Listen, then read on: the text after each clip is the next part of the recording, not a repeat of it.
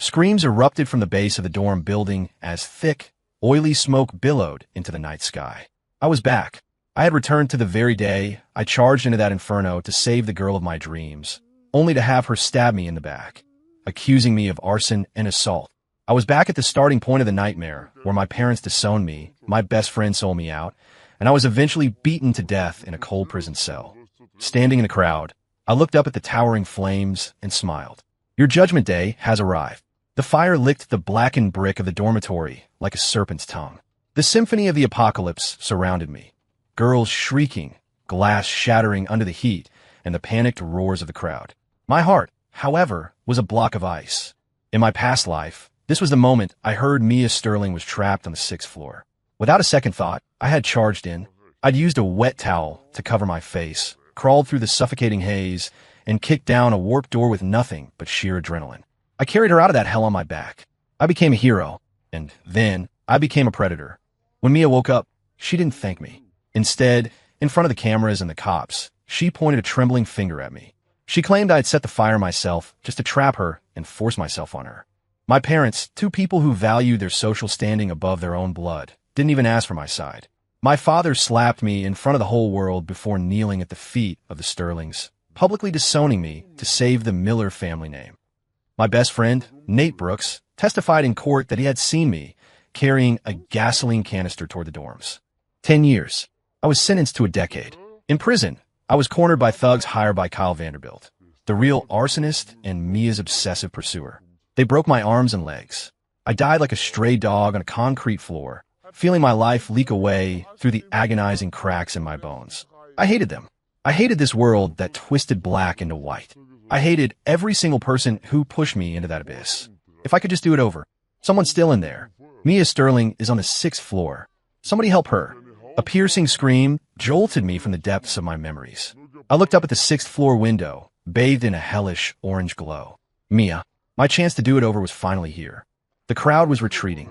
The sirens of the fire trucks were approaching, but everyone knew they wouldn't arrive in time to save someone in that room. The smile on my face widened, tinged with a hint of madness and pure, unfiltered catharsis. In my last life, I saved you, and you destroyed me.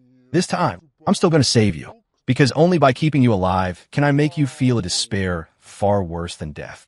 I snatched a bottle of water from a stunned student nearby, twisted the cap, and dumped it over my head, soaking my clothes. Then, under the horrified gaze of the crowd, I lunged into the burning building like a predator closing in on its prey. Was that Chase Miller? Is he insane? He's throwing his life away for a girl. I left their voices behind. Heat slammed into me, scorching my skin. The smoke was a physical weight in my lungs, but the fire in my eyes burned hotter than the building around me. I covered my face with my soaked sleeve and navigated the darkness and smoke with the precision of a ghost. I knew this path. I had walked it in my nightmares for years. Room 602. I kicked the door open. It was searing to the touch. Mia was sprawled on the floor, unconscious, her perfect face streaked with soot. I looked down at her with none of the pity I'd felt before. I didn't pick her up immediately. Instead, I pulled out my phone. In my last life, I was destroyed because I had no evidence. This time, I was going to hand-deliver everyone's tickets to hell. I tapped the voice recorder, tucked the phone into my inner jacket pocket, and angled it so it would catch everything. Then I bent down and hoisted Mia over my shoulder like a heavy sack of trash. She was so light, and yet this fragile body had crushed my entire life. As I turned to run out, the phone captured a faint, panicked mumble from her lips. Kyle, the fire. I am scared.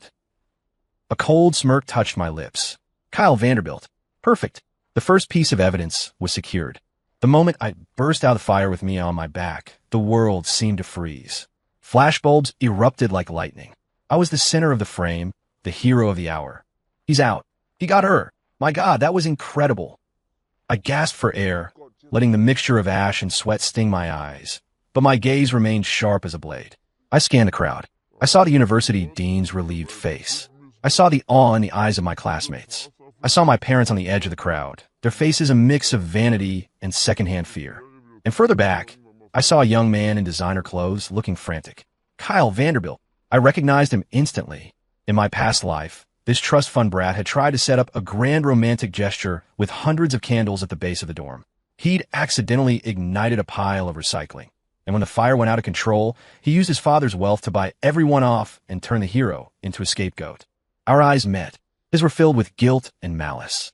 Mine were filled with an unmasked promise of slaughter. Kyle flinched, instinctively taking a step back. Paramedics rushed in, taking Mia from my arms and loading her into an ambulance. "Hey kid, you okay?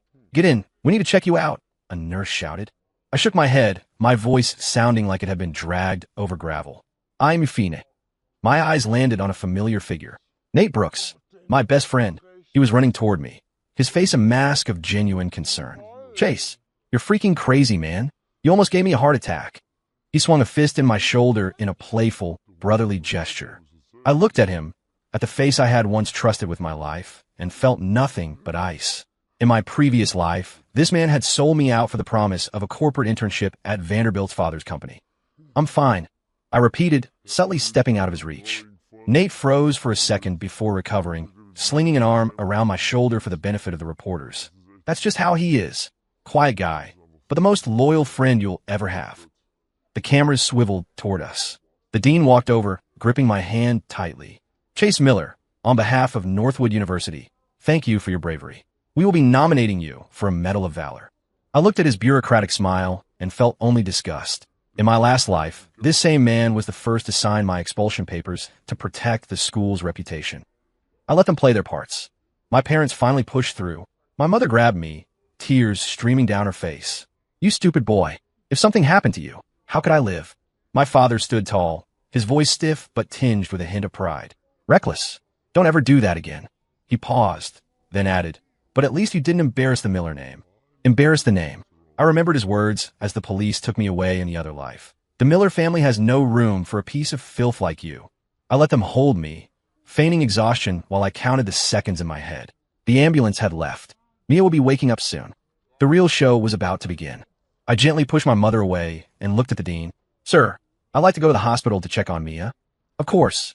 I'll have a campus car take you right away," he said, eager to please. Kyle's face paled further. Nate whispered in my ear, "Chase, you look like hell. You sure you're up for this?" I glanced at him. "Just a little smoke in my lungs, Nate." As I sat in the back of the car, I closed my eyes. Everything was following the script of my past life. But this time, I was the one holding the pen. "Mia, Kyle, Nate. And my dear parents, are you ready for the grand finale I prepared for you?" The hospital smelled of sterile antiseptic. The moment I reached the ER, I was swamped by reporters. "Chase, were you afraid? Are you and Mia a couple?" I didn't answer. Guided by campus security, I made my way to Mia's room. Her parents were waiting outside, looking frantic alongside a brooding Kyle Vanderbilt. Seeing me, Mia's mother grabbed my hands, her eyes welling up. "Chase, thank you. Thank you for saving our Mia." I looked at her and felt a cold sneer forming internally. She had been just as grateful last time, and then she was the first to scream that I should be castrated when the accusations flew. "It was nothing," I said tonelessly. The door opened, and a doctor stepped out. "She's awake. She's stable, but very shaken. Family can go in, but please keep it quiet." Mia's parents and Kyle scrambled inside. I stood my ground. The dean nudged me. "Go on, Chase. You're the man of the hour." I nodded obediently and followed them in. Mia lay in the hospital bed, her face pale, looking every bit the tragic victim. When she saw her parents, the waterworks started. "Dad, Mom." Then, her eyes flickered past them to Kyle, filled with a flash of panic and reliance. Finally, her gaze landed on me. For a split second, I saw a spark of pure, venomous resolve in her eyes. She had made her choice. "Mia, honey, how do you feel? Is anything hurting?" her mother asked. Mia didn't answer. She simply raised a trembling hand and pointed it directly at me. Every eye in the room followed her finger. Here it was, the moment of judgment. It was him. Mia's voice was high and jagged, filled with rehearsed terror. It was him. He set the fire. He wanted to trap me in there and hurt me. The room went bone silent. The shock was palpable. The reporters were the first to recover, their shutters clicking like machine gun fire. The dean's smile evaporated. My parents turned a ghostly shade of white. In the corner, I saw Kyle's lips twitch with a hidden smirk of triumph. "Mia, what are you saying?" her mother stammered. "Mom." Mia sobbed hysterically. "It was him. I smelled the gasoline on him. He didn't come in to save me. He came in to take advantage of the chaos. He's a monster." Her words were nuclear strike. "My God, is it true? The hero is the arsonist. You never truly know a person, do you?" The whispers began to sting like needles. But this time I wasn't angry. I wasn't desperate. I was almost amused. I watched her performance, the tears, the trembling lip, and found it pathetic. Suddenly, a figure blurred in front of me. Crack! The slap echoed through the sterile room. My father, my dear, noble father, had struck me with everything he had. My cheek burned, and I tasted the metallic tang of blood in my mouth. "You animal," he hissed, his body shaking with rage. "How could we raise a piece of trash like you?" My mother rushed forward, but not to comfort me. She threw herself onto the floor, kneeling before Mia's parents. "I am so sorry. Please, we didn't teach him this. We disown him. He's nothing to us. Just please, don't sue us in the ground." She began to wail, her forehead hitting the floor over and over. What a familiar scene. What a disgusting sight. In my last life, these were the two people who pushed me into the dark. I looked at their pathetic, ugly displays. I looked at the malice in Mia's eyes and the arrogant smirk on Kyle's face. Slowly, I raised my hand and wiped the blood from the corner of my mouth. And then I laughed. It wasn't a bitter laugh. It was a roar of pure, unadulterated joy. I laughed until tears pricked my eyes. The room stared at me like I had lost my mind. What are you laughing at?" my father asked, his voice trembling. I stopped, my eyes turning into shards of ice as I scanned the room. Finally, I locked onto Mia. "I'm laughing at you," I said, my voice low and steady. "Because you're already dead, and you don't even know it. How dare you?" Mia's father roared. "You do this to my daughter, and then threaten her in her hospital bed? Get him out of here. Arrest this prick." Mia's mother shrieked. Kyle stood there, the picture of smug satisfaction. He thought he'd won. He thought I was just a cornered dog barking at the moon. My parents were drowning in shame, my father reaching out to hit me again before the dean held him back. "Chase, calm down. If you have something to say it to the police," the dean shouted. I ignored them all. I kept my eyes on Mia's crumbling mask of a face. "Mia Sterling, are you absolutely sure I'm the one who set that fire?" I took a step forward. The room went quiet again, suppressed by a sudden, heavy pressure in the air. Of course it was you," she stammered. "I saw you. Is that so?" I smiled and reached into my pocket, slowly pulling out my phone. "Then let's hear what the fire has to say." I hit play. The recording blared through the hospital room speakers. The sound of wind, the crackle of flames, my heavy, rhythmic breathing, and then a woman's faint, sobbing mumble. "Kyle, the fire. I am scared. Kyle, please come. I'm so scared." The recording was clear as a bell. Kyle's smirk vanished. Mia's face drained of every drop of color, turning whiter than the sheets beneath her. She began to shake uncontrollably. "No, that's not me," she whispered, her voice breaking. "Not you." I stepped closer, turning the volume to max. "Listen again, Mia. Is it your voice or not?" The words "Kyle, the fire, I am scared," looped over and over, hitting Mia and Kyle like physical blows. Nobody in that room was an idiot. If I were the arsonist, why was Mia calling for another man in her delirium? Why was she calling for Kyle Vanderbilt? Why did she sound like she was waiting for him? The reporter's cameras swiveled in a synchronized blur toward the pale, shaking Mia and the sweating Kyle Vanderbilt. Wait, what does this mean? Is there more to the story? Who is this Kyle? My parents froze, my mother still on her knees, her face a mask of confusion and shock. "No, it's fake. He edited it. He's a liar," Mia screamed, her voice hitting a glass-shattering pitch. "Edited?" I looked toward a young woman in the crowd of reporters, Riley Thompson from the student paper. "Riley, you know tech. Is a raw, unedited audio file easy to fake on the fly? A professional forensic sweep will prove its authenticity in minutes." Riley blinked, her eyes alight with the realization of a massive scoop. "Furthermore," I said, waving the phone, "I kept the recorder running the whole time I was in that building, just in case. I didn't expect people to be quite this evil, but I'm glad I prepared." I looked at Mia and Kyle. "Well, still think I'm the one who set the fire?" Beads of sweat rolled down Kyle's forehead. "You're full of it. A muffled recording doesn't prove anything. You probably hired someone to mimic her voice." "Mimic?" I laughed. "The police can be the judge of that." As if on cue, the door burst open. Two uniformed officers stepped in, their expressions grim. "Who is Chase Miller?" the lead officer asked. I raised my hand. "That's me. We received a report of arson and attempted assault. You're a suspect. You need to come with us." "Wait," I said, perfectly calm. I handed the phone to the officer. "Officer, this is a recording of the entire rescue. It contains evidence regarding the real source of the fire, and I'd like to file a formal countercharge for defamation and filing a false police report." I pointed a finger directly at Kyle Vanderbilt. I believe he's your man. The world seemed to hit the mute button. Every eye landed on Kyle. He looked like a frog pinned to a board.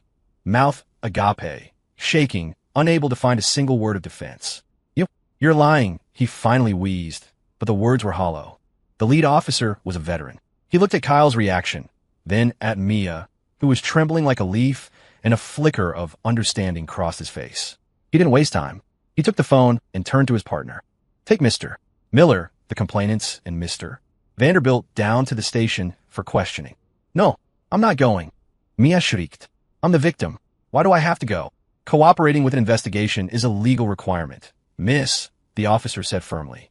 Mia's parents tried to intervene, but they were brushed aside. Kyle tried to put up a fight, blustering about how his father, George Vanderbilt, would have their badges, but one sharp look from the officer shut him down. The hero-turned-villain narrative had collapsed into a farce within minutes. I watched Mia and Kyle being led away like beaten dogs, and I felt nothing. This was just the appetizer. The hospital room erupted into chaos as reporters swarmed the officers. My parents remained in their pathetic positions, one standing, one kneeling, faces a mess of shock and dawning realization. They looked at me with a strange, new fear. I ignored them. I walked up to Riley Thompson, the reporter who hadn't spoken yet. Imteza Mila. She blinked, shaking my hand. Riley Thompson, nice to meet you. Riley, I said, my voice low and serious. Today is just the tip of the iceberg. If you want the real story, I got much bigger leads for an exclusive. Her eyes ignited. She smelled the blood in the water. My number's on this card. Call me. I took the card and turned to leave. Chase, a trembling voice called out. My mother was standing now, leaning against the wall, her face a smear of tears and soot. Chase, honey, I'm so sorry. My father stepped forward too, his face grim, his lips working as if trying to find an apology that wouldn't bruise his ego. I stopped and looked at them. These were the people whose validation I had craved in my last life. These were the people whose rejection had broken me more than the prison walls. Now, I looked at them and felt only a cold, hollow disgust. The moment you hit the floor to beg for mercy, I said, my voice carrying clearly through the room, was the moment Chase Miller stopped having parents. I didn't look back as I walked out of that room. Behind me, I heard my mother's wailing cry. Some things, once broken, can never be mended. The night air was cool. I took a deep breath, the tightness in my chest finally easing. Mia and Kyle were first. Now it was time for my best friend. Nate, I hope you're ready. I didn't go back to the dorms. I knew they'd be crawling with people. Instead, I found a quiet 24-hour internet cafe and rented a private booth. I logged onto an encrypted international forum. In my last life, I had spent 10 years behind bars learning from the best, including a high-level white-collar criminal. There, information was the only currency that mattered. My target was George Vanderbilt, CEO of Vanderbilt Enterprises. In my past life, Kyle had gotten away with murder because of his father's reach. George presented himself as a philanthropist, but his empire was built on blood, bribes, and tax evasion. In my last life, it took me a decade to piece together the fragments. In this life, I had the most valuable asset in the world, foreknowledge. I posted an anonymous bounty on the forum, evidence of Vanderbilt Enterprises' illegal dealings, specifically regarding the Southside Development Project. I set the reward at $150,000, every cent of the savings I had scraped together for my future startup. Giving it up to bury the Vanderbilts was the best investment I'd ever make. I leaned back, exhaling. Revenge is a systematic process. I didn't just want an eye for an eye. I wanted to pull their entire world out by the roots. My phone buzzed. A WhatsApp message from Nate. Chase, just saw the news. I knew you were innocent, man. Mia is a total psycho, and Kyle is a piece of work. Another message followed. Don't worry, I got your back. I'm already telling everyone in the class group chat what really happened. Everyone's on your side. I looked at the screen, a cold smile playing on my lips. He had said the exact same thing in the other life, right before he took the stand to sink me. I didn't reply. I checked his Instagram story. A photo of me at the hospital, taken stealthily. The caption, my hero brother. I always believed in you. The comments were full of classmates praising him for being such a loyal friend. Disgusting. I checked the university Reddit thread. The tide had turned completely. The people who were calling me a rapist an hour ago were now calling for Kyle's head. Rich boy sets fire for love? What a psycho. Mia Sterling is the ultimate snake. Public opinion is a weapon. I intended to wield it until my enemies were nailed to the pillar of shame. My phone rang. A local number. Hello, is this Chase Miller? This is Detective Miller from the PD. Detective, hello. We've processed the audio. It's authentic. Combined with the initial statements from the suspects, we're clear on your involvement. You're officially no longer a suspect. Thank you for your bravery.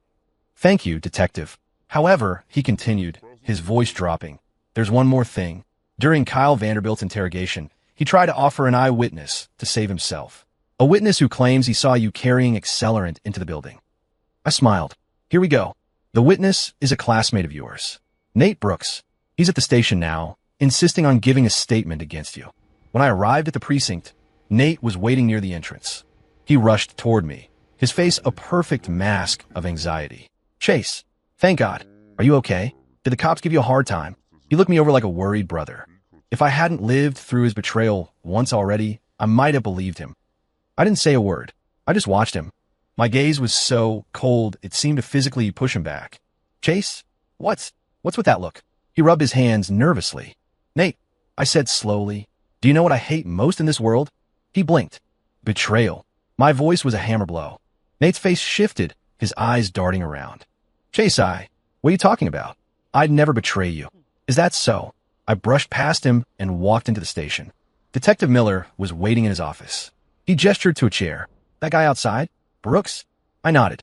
He's Nate Brooks. The detective frowned.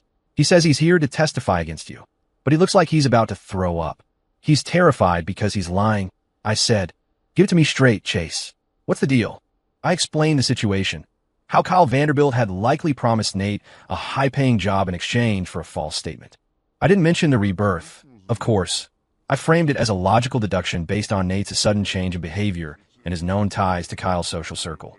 The detective sighed, selling out a friend for a career. People never change. Don't worry, Chase. We'll handle this. Detective, I said, do you believe that justice might be delayed, but it never fails? He smiled. It's why I wear the badge. I don't, I said. I believe justice is something you have to hunt down yourself. The detective's smile faded as he looked into my eyes. He saw a hardness there that didn't belong on a college student. Chase, don't do anything stupid. We'll handle the Vanderbilts by the book. I nodded, but I didn't agree. As I left the office, I passed interrogation room 3. Through the small window, I saw Nate sitting there, sweating under the fluorescent lights. 2 officers were leaning over him. He wasn't a criminal mastermind. He was a coward. He'd crack in 10 minutes. I walked out of the precinct into the darkening evening. My phone buzzed. An encrypted email. I opened it in a nearby alley. It contained everything. 5 years of Vanderbilt Enterprises tax returns, internal memos, and a detailed report on the Southside Development Project. It showed exactly how George Vanderbilt had bribed city officials to secure land at a fraction of its value, and how he'd defrauded banks for hundreds of millions in loans. Every link in the chain was there. It was a masterpiece of corporate destruction. I forwarded the entire file to Riley Thompson's private email. George Vanderbilt, your clock just ran out. The next morning, the world exploded. Riley hadn't gone through the school paper. She'd gone straight to the state's biggest financial news outlet. The headline, The Dark Empire, Debunking the Vanderbilt Legacy. The article was a scorched earth expose. It had everything. Bank transfers to offshore accounts, photos of substandard materials used in luxury, housing projects, and recordings of George Vanderbilt discussing removing obstacles during the Southside construction. The Vanderbilt stock crashed instantly. Government agencies, the IRS, the FBI, the SEC, announced a joint task force within hours. Online, the fury was tidal. Burn it down. These bloodsuckers deserve to lose everything. No wonder the sun is a psycho. The apple doesn't fall far from the tree. I sat in the internet cafe, sipping a soda, watching the empire crumble in real time. In my last life, this took a decade. In this life, I did it in a night. My phone rang. Detective Miller. Chase, did you have a hand in that news report? He sounded stunned. I just gave the right information to the right person, I said. There was a long silence. You're a terrifying kid, Chase. But, good work. Nate Brooks confessed to everything. He admitted Kyle offered him 6 figures and a job to lie. Kyle is now facing charges for suborning perjury on top of the arson. And Mia? She confessed to the defamation and obstruction. None of them are getting away. And George Vanderbilt? He's in custody.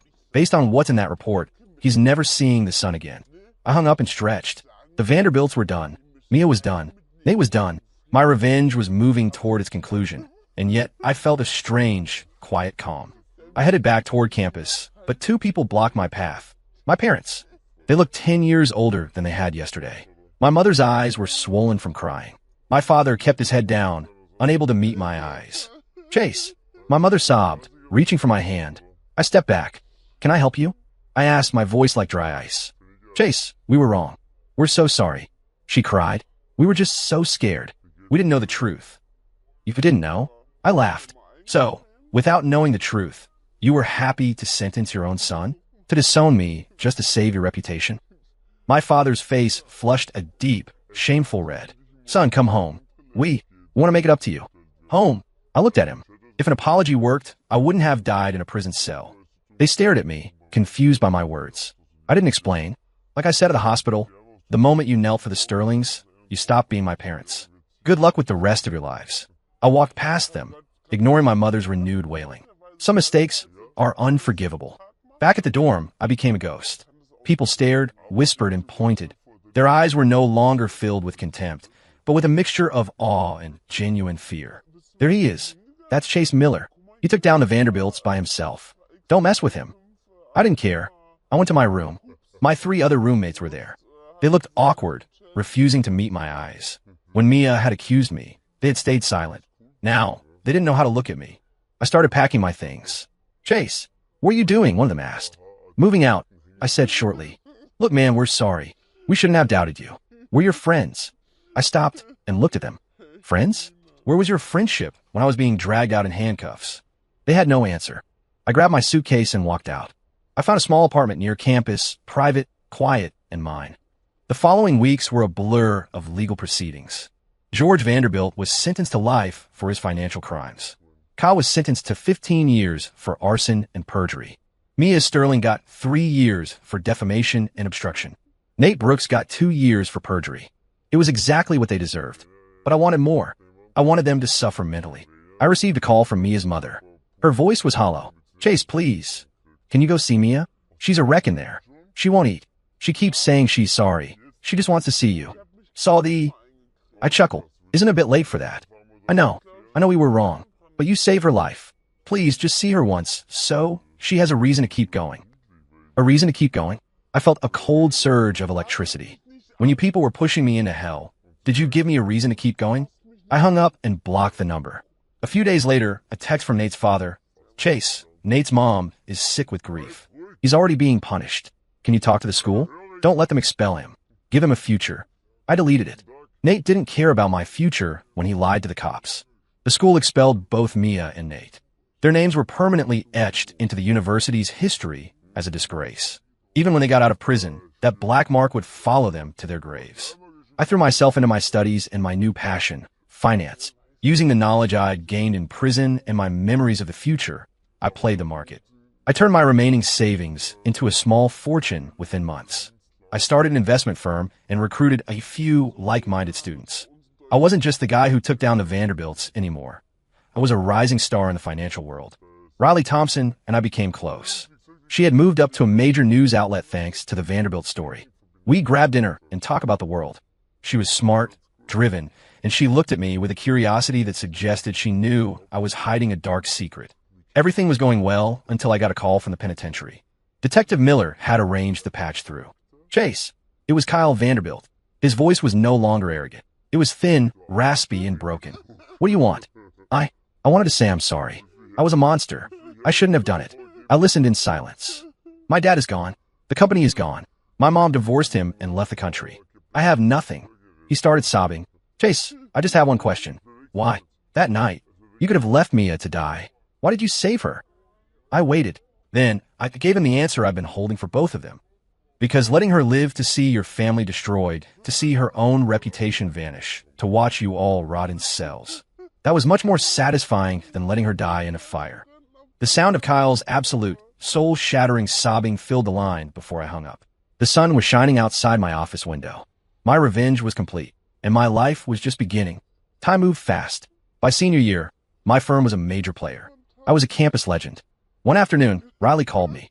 Chase, you free for a drink? She sounded exhausted. We met at our usual spot. She told me about a food safety investigation she was working on. The evidence was there, but the corporate interests were blocking the story. I thought if I work hard enough, I could stop the darkness, she said, discouraged. But some walls are just too high. I looked at her, so full of idealism. She reminded me of who I used to be. Not every fight has a happy ending, I said. And not every shadow can be chased away. You always seem to see right through everything, Chase. That's because I've lived in the dark, I replied. We talked for hours. I realized we were the same. Neither of us was willing to compromise with a broken world. She used a pen. I used colder, more direct methods. As we left, she asked, Chase, is there someone you love? I looked at her firm, beautiful face and smiled. I didn't say anything, but the answer was written in the air between us. Graduation day was perfect. I was the commencement speaker. 4 years ago, I was a victim. Today, I was a success. After the ceremony, Riley was waiting with a bouquet. Congrats, Mr. Miller. Congrats to you too, Ms. Thompson. We walked through the campus trees. What's next? She asked. Grow the firm. See the world. Take me with you? She whispered. I took her hand. It was warm. My heart, which I thought had been permanently frozen by hate, began to thaw. Yes. Then my phone rang. A local number. Chase, is it you? An old, weak voice. My father. It's Dad. Your mother. She's sick. It's bad. The doctors say it's her last day. I stood still. The man who had slapped me and disowned me was now begging. Address. I said. I went to the hospital. Riley stayed by my side. My father looked 20 years older. He was hunched, his hair white, his eyes dim. He tried to speak, but the words failed him. I walked past him into the room. My mother was a skeleton. Cancer. She was hooked up to a dozen machines. I felt no hate, no pity, just a vast, empty space where a mother should have been. Chase, you came. She whispered, tears leaking from her closed eyes. I'm so sorry. We shouldn't have. We regretted it. Every day. She reached out a trembling hand to touch my face. I stepped back. Her hand fell. The light in her eyes faded, and the heart monitor flatlined into a long, haunting screech. My father rushed in, wailing. I stood there, motionless. Let's go, I said to Riley. As we walked out, my father screamed after me, Chase, how can you be so heartless? She was your mother. I didn't turn around. She stopped being my mother the night she chose her reputation over my life. A few months later, Riley and I were traveling the world. Paris, Santorini, the Serengeti. I photographed her smiles. She wrote about our journey. We were just two people in love. Nobody knew my past. In her presence, I learned how to breathe again. 5 years later, a sunny weekend, I was at a park with Riley and our 3-year-old son. He was chasing butterflies, his laughter ringing through the air. Riley leaned against my shoulder. Life is good, she said. It really is. A homeless man nearby caught my eye. He was rummaging through a trash can, pulling out a half-empty soda bottle and drinking it like it was fine wine. When he turned, I saw his face. Nate Brooks. He'd been out for a few years. He looked like he'd spent every second of it in hell. He saw me. The bottle dropped from his hand. His eyes filled with a terror so deep he looked like he might faint. He tried to run, but his legs were weak. Stop, I said. He froze, shaking. I walked up to him. He looked like a cornered rat. Why don't you have a job, Nate? I have a record, he whispered. Nobody will hire a felon. And your family? My dad died while I was inside. My mom moved away. She won't talk to me. He fell to his knees. Chase, I'm sorry. Please, just let me go. I'll do anything. I looked at him. This man who was once my brother, now a shell. I felt no joy. I felt nothing. I pulled out my wallet, took out all the cash, and dropped it at his feet. This is the last time I help you, Nate.